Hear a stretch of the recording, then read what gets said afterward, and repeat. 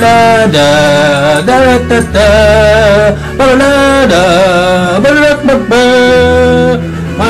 is NWA Bobby Mac. Welcome to Rocky Top Wrestling Drunken Wrestling Review. Hey everybody, welcome to Rocky Top Wrestling Drunken Wrestling Review. This is NWA Bobby Mac, your host here this evening for Rocky Top Wrestling's Drunken Wrestling Review. Can I say the name one more time, possibly, please? Hey, we're trying something a little bit different here. I've always been told that I've got a face for radio, so I'm going to go ahead and show you that face now while I talk about the WWE's Fastlane pay-per-view. Can you still call it pay-per-view? That's the other question, is because it's on the WWE Network for only $9.99. You can get the WWE Network. So why do we even have pay-per-views? I thought I even noticed on Monday Night Raw where they had said they didn't say pay-per-view when they said WWE Fastlane. I think it was Michael Cole that he slipped it over that it was a WWE Network exclusive Fastlane. I believe that was his quote. Hopefully the WWE sources don't sue me for misquoting him, so I'm not going to say it was his direct quote or not. But yeah, the WWE Fastlane on the WWE Network happened this past Sunday. We had Monday Night Raw happen immediately after the next day. So if you guys are following at home, those are the things we're going to be talking about here today. Let's jump right into the Fastlane review. If you listen to Rocky Top Wrestling's last episode, we did a preview. Of course, we did that directly after the pay-per-view, so I'm not really sure how that even works. So anyway, WWE Fastlane, the first match of the night, we had the six-man tag team match where we had the guys that had lost the had won the Survivor Series match, the ones that had put the Authority out. You had Dolph Ziggler, Eric Rowan, and Ryback, or the big guy, however you want to say it, versus Seth Rollins, the Big Show, and Kane. Anytime you have a match that involves the Big Show and Kane, right away my brain goes, skip please, fast forward. But anyway, this was not a bad match. This was actually a pretty decent six-man. It had a lot of great wrestling, a lot of good spots in it. It told a decent story. Things were very believable when things were messed up. I thought that the commentating team actually did a pretty good job of covering any mistakes that happened in the ring. Big Show's punch, absolutely phenomenal. When he did that punch to Dolph Ziggler was on the second rope, and Big Show came up and punched him from the floor. Wow. And Ziggler sold it amazing. It looked great. This match, of course, ends with Randy Orton coming down and making his big return. I sent out a tweet, and you can follow us with Rocky Top Wrestling, Drunken Wrestling Review on the Twitter machine. You just got to go on there and look for us. It's rTw DRUNKNRASTLN. That's right, we took the I's out. But anyway, because there's no I in team.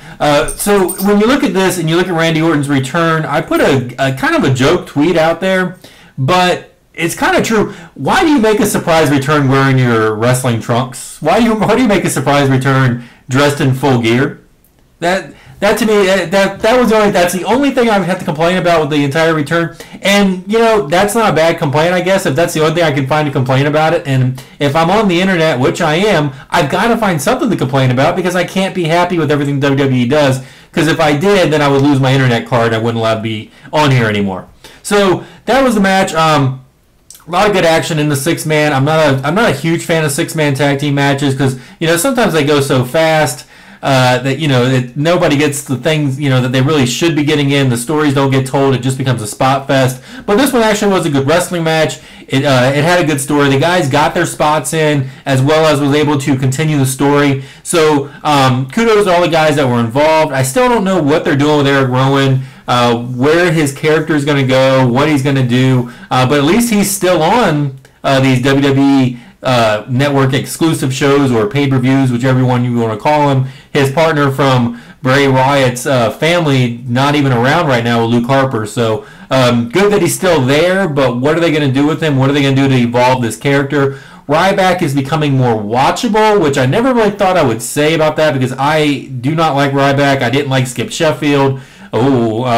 Yeah, that's right. Skip Sheffield for everybody that knows Ryback. But anyway, I didn't really. I have never been a big fan of his. I never understood why they put him over, other than he's a big guy. But I will say, since the CM Punk interview with Colt Cabana, where they tore Ryback apart for hurting Punk, it really does seem like he has stepped up his game and he's being allowed to do some things. And he's trying. So good for Ryback. Maybe good things will happen for him. Who knows? The next match on the card was the Rhodes Brothers, or Don't Call Me Cody, Stardust versus Goldust. Man, what a good match! I was on I called into your wrestling show, and you can follow them. I'll show up a graphic real here for just a second. But yeah, your wrestling show. I called in and talked to them about the match. Because they asked me what my favorite match of the night was. This was by far my favorite match of the night. It had a good psychology. It's got a good backstory. They told a great story in the ring. After the match was a good draw as well, in the back with the vignette with their dad, Dusty Rhodes.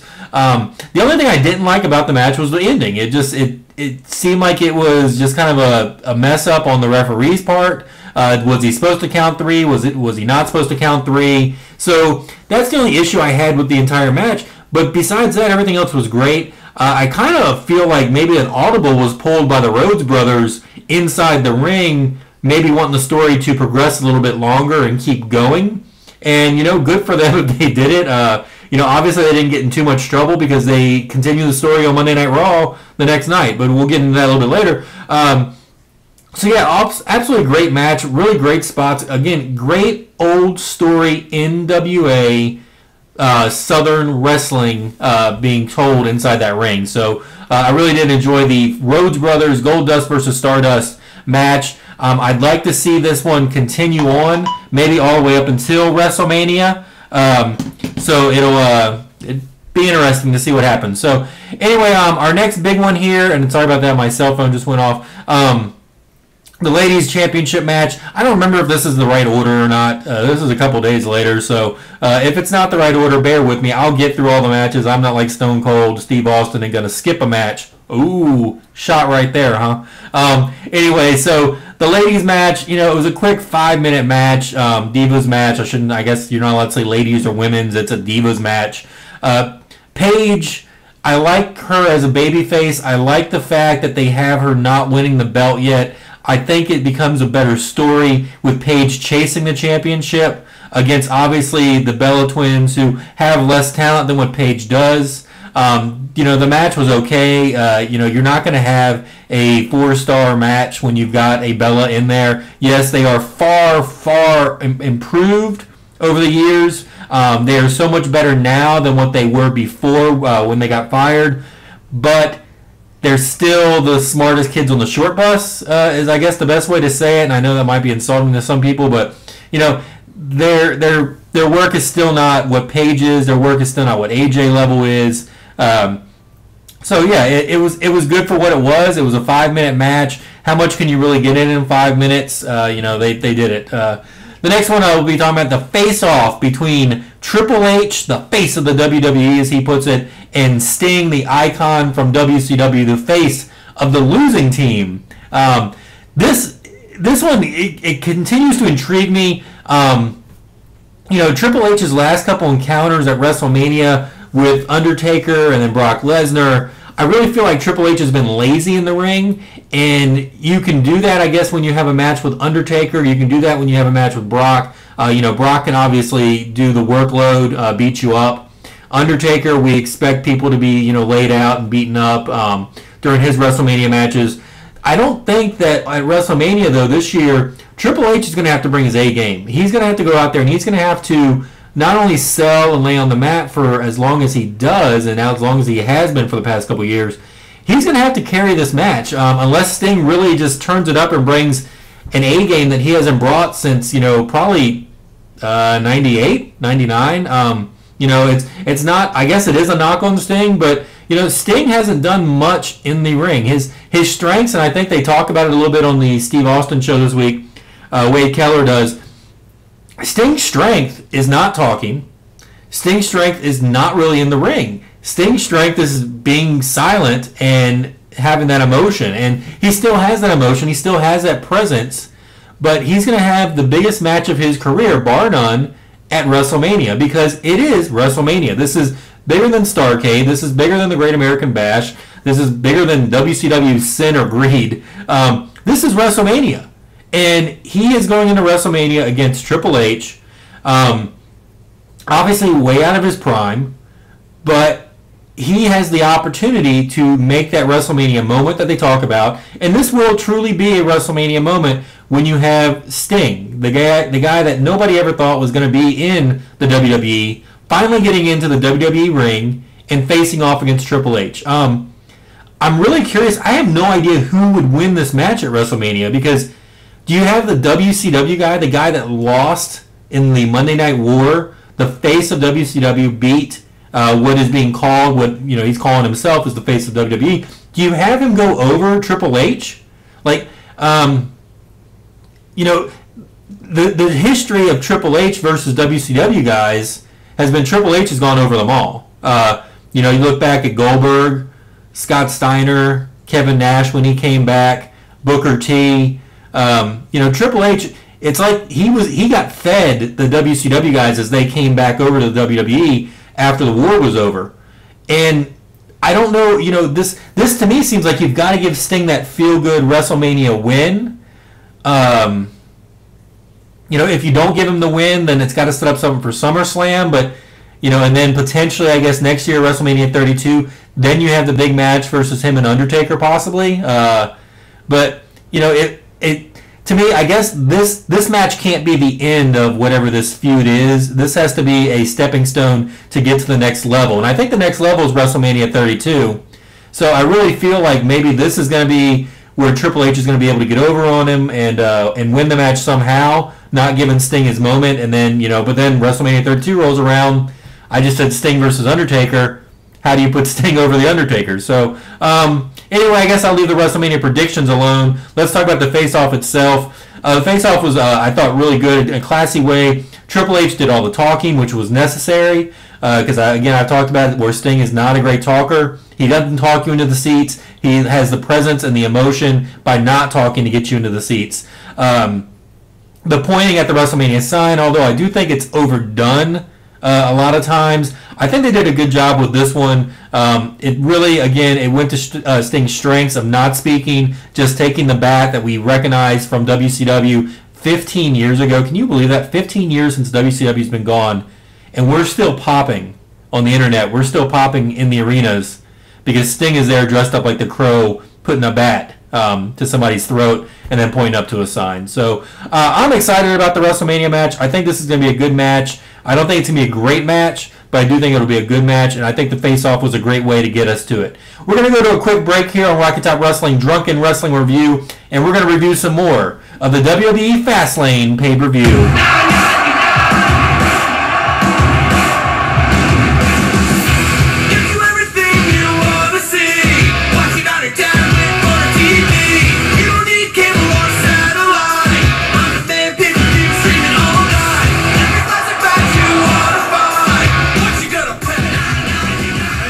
Alright everybody, welcome back to Rocky Top Wrestling Drunken Wrestling Review. I do appreciate you sticking in after the break. We do have that to keep the show free.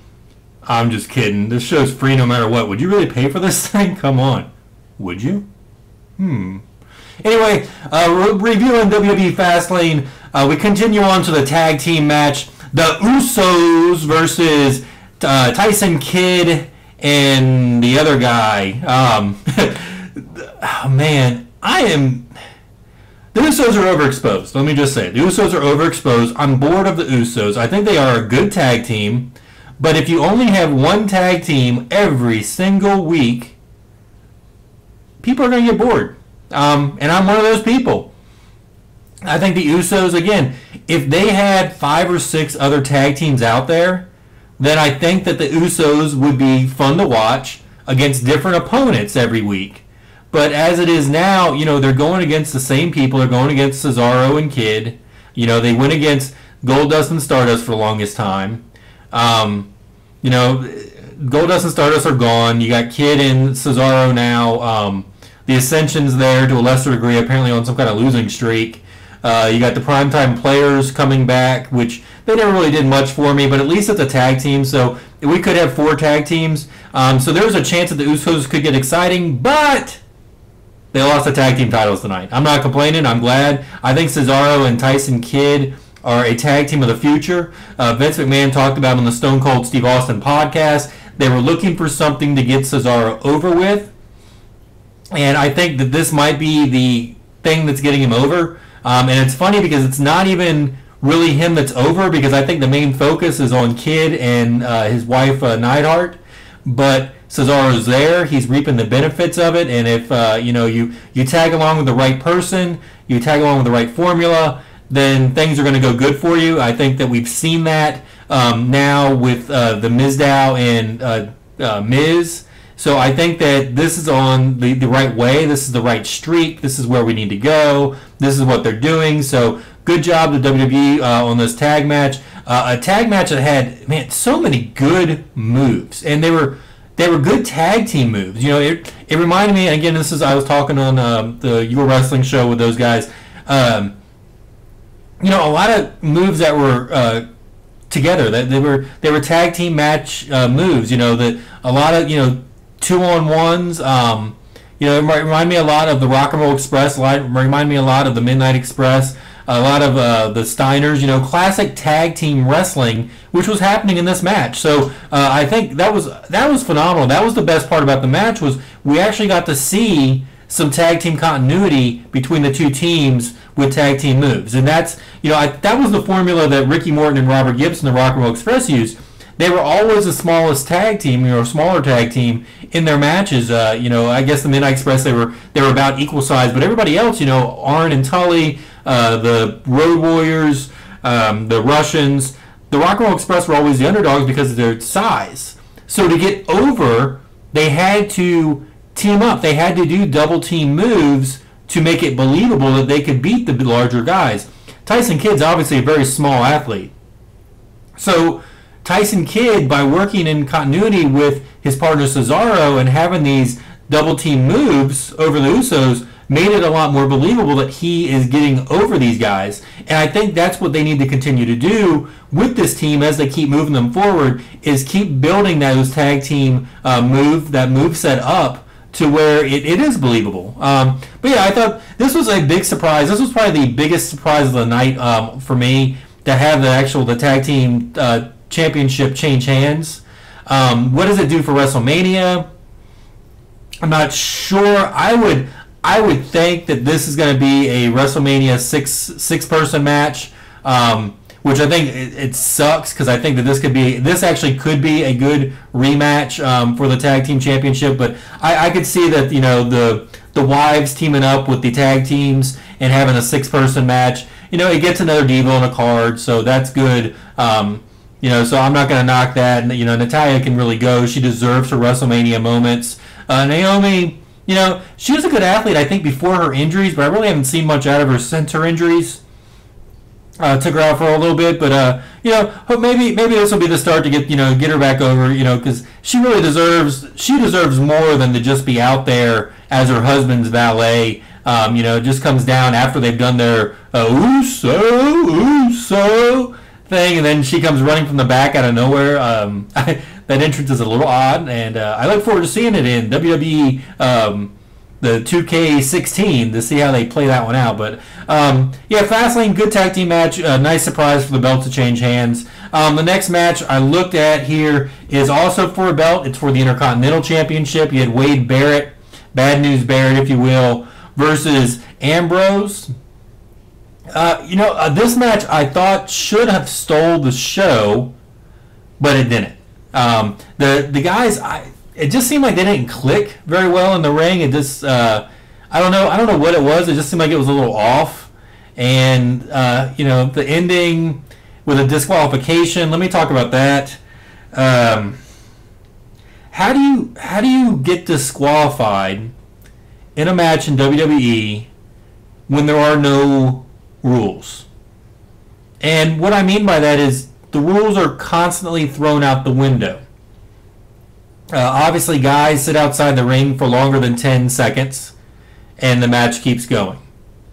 Guys use foreign objects in front of the referees. The matches keep going. People interfere. Matches keep going. Guys hold World Heavyweight Championships for longer than 30 days without defending them. They keep the titles. So why is it because Dean Ambrose is overly aggressive on Bad News Barrett, he gets disqualified? I understand this should have been a disqualification. I 100% agree that this should have been a disqualification in a place that has consistent rules. But obviously this match does not, or this company, WWE, does not have consistent rules. So how do you have a disqualification just out of nowhere? So that's the ending gripe of this match. This match was absolutely a throwaway match. I don't think anybody will ever remember it. If they do, then hopefully they remember it as that was the one bad match that these two guys had against each other, and hopefully they're able to redeem themselves with another match here in the future.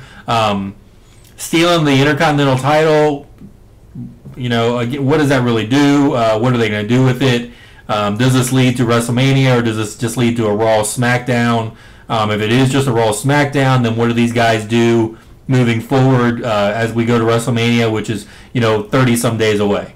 So our next match that we're going to talk about is part of the double main event. The double main event, of course, this one is the big Russian Rusev versus John Cena. Good match, good psychology, just well played all throughout. Lana, oh my gosh, Lana finally does something that makes her worth being there. And finally, she is good that she was there because she saved her man. She finally showed a little bit of personality outside the ring. She showed personality inside the ring by interfering. So good job on Lana. I don't know if she's finally been listening to Jim Ross and studying the Sherry Martel tapes, but good job on Lana's part. The biggest criticism of this match and of this build-up is the fact that they call John Cena old. John Cena's 37, 38 years old.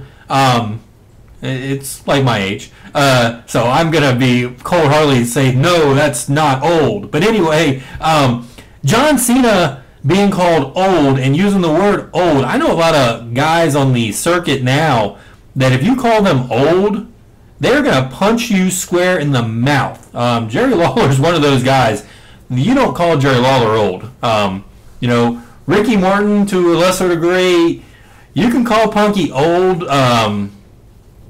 but you better make sure you ask his permission beforehand. So anyway, you're calling John Cena old when the World Heavyweight Champion Brock Lesnar is the same age as Cena. Randy Orton is the same age as John Cena. God, Triple H is, much older than John Cena. Sting is much older than John Cena, and they're getting ready to have this big match. Undertaker, much older than John Cena. They don't call any of those guys old.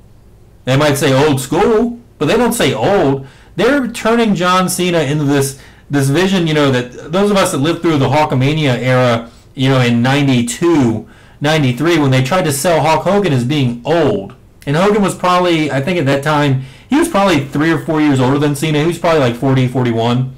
But they pushed Hogan as old. And obviously, Hulk Hogan went down to WCW and worked down there for another 6, 7 years on top. So why put John Cena as old? Is it to get Reigns over more by, let's push Cena out of the picture? Let's call him old and bring in Reigns to freshen up the product. I don't understand why you call John Cena old. He obviously looks young. He's in best shape of most anybody that's in the WWE. He can go as well as he ever has he has ever gone. Which I'm not knocking John Cena. I'm not saying he can't go or he can go. I'm just saying he goes now as well as he ever has. So why now? Why do you put him as old? And then how do you turn him back around from not being this old person? You're making him sound like this is the end of his career when obviously the guy at 37, 38 years old, he could probably still go for another 5 years as a regular wrestler, regular sports entertainer. a regular on the show. You got Big Show and Kane out there as well. I forget about those two. Those two are never put over as old, even though they're old and their matches are awful nowadays. But they're never put over as old either. Why do you attack John Cena? Why do you? I understand if Lana says this during a promotion, for building the match, but then you have Michael Cole and John Layfield and Booker T out there, or in this case Jerry Lawler, all talking about how Cena's worn down and beaten up and old. It doesn't make sense, for the story. It doesn't make sense for the future. And, one of the things I really question is, if John Cena's so old and Brock Lesnar's kicking this old man's butt, then why that kind of diminishes Brock Lesnar's dominance as well? Because all he did now, instead of beating Super Cena, the guy that's the face of the WWE, the guy that, is the strongest competitor in the WWE other than Brock Lesnar, now all you've done is you put Brock Lesnar and he's beating the old man who's the same age as him. So I think WWE really needs to back up and fix this, figure out what they can do with Brock Lesnar with John Cena at this point to recreate the fun and the youthfulness of John Cena, because right now they've painted John Cena as an old man, and I think nothing's going to be more difficult for him now to come back from this, because this is an attack on his character, and it's going to hurt him. I think it's going to hurt moving forward with John Cena. What does he do next? The match was good. The submission, the accolade, camel clutch. A good submission move. Cena never gives up. He didn't give up during this. They called it a submission, which was kind of flaky, but whatever. It's not here or there. It's whatever. It happened. Good match. Again, I just think that it was played over wrong. It was hyped up wrong. John Cena's not an old man. This is a good match. He's the top of his game. I look forward to seeing what these two are going to be able to do at WrestleMania. I'd like to see this one go to WrestleMania with a good stipulation probably intact. Is it a flag match? I don't know. Could it be? Yeah. Could you? I think that's probably their best thing is flag match where the winner gets to hold the flag up above the loser. So that would be cool. Anyway, moving on. The last match of the night, the WWE's poster child, the one they're trying to push to WrestleMania to main event, Roman Reigns versus Daniel Bryan. Daniel Bryan did a phenomenal job in this match, carried the entire match, made Roman Reigns look like $1 million. Roman Reigns, for his part, I think also did a pretty good job in the match. The ending was kind of out of nowhere, but that's good. When you're trying to build a guy as crazy strength and agility and skill, like they're trying to build for Roman Reigns. So I thought that was that was okay. I'm not going to complain much about that. But of course, this is the internet, so I have to complain. My question now is, with Roman Reigns, yes, he had a great match with Daniel Bryan. How does he have a great match with Brock Lesnar? Brock Lesnar is no Daniel Bryan. So what does Roman Reigns do from this point? Obviously he's going to WrestleMania. Is it too late to make it a three-way for the championship? No. What does this do to Daniel Bryan moving forward? What kind of program does he get into now? Where does he go from here? I was talking to somebody online last night. We'll move a little bit past Fastlane. We'll talk about a little bit about Monday Night Raw. With this match, continue with the idea of this match from Fastlane. Monday Night Raw, Brock Lesnar was advertised and did not show up. Was not there. Apparently, he was there in the back and did not appear on camera. So WWE just wasted one of Brock Lesnar's appearances by having him not appear on camera. Rumors today are circulating that Roman Reigns failed a drug test, and that is why Brock Lesnar did not come out, because Vince McMahon has not suspended Roman Reigns as of yet. So if this is true, if Roman Reigns has failed a drug test, Brock Lesnar did not come out on Monday Night Raw in protest of this, in protest of Vince McMahon not suspending Roman Reigns.